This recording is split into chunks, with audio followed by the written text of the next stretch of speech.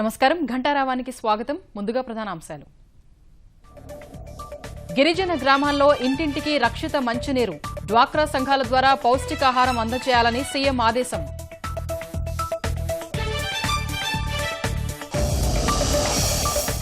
లింగాయపాలెంలో పాలనా నగరికి రేపే శంకుస్థాపన, జైట్లీ పర్యటనపై ప్రభుత్వ వర్గాల్లో ఆసక్తి.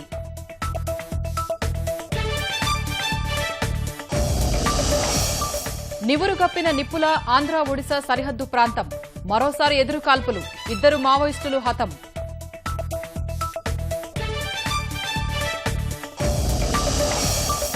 గూఢచర్యం చేస్తూ పట్టుబడ్డ పాక్ హైకమిషన్ ఉద్యోగి మెహబూబ్, 48 గంటల్లో దేశం విడిచి వెళ్లిపోవాలంటూ కేంద్రం ఆదేశం.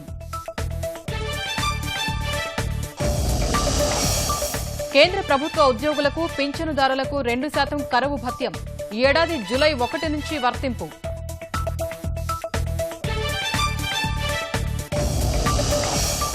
సైరస్ మిస్త్రీ ఆరోపణలను ఖండించిన టాటా సన్స్, బోర్డు నమ్మకాన్ని కోల్పోయినందుకే ఉద్వాసన పలికినట్లు ప్రకటన.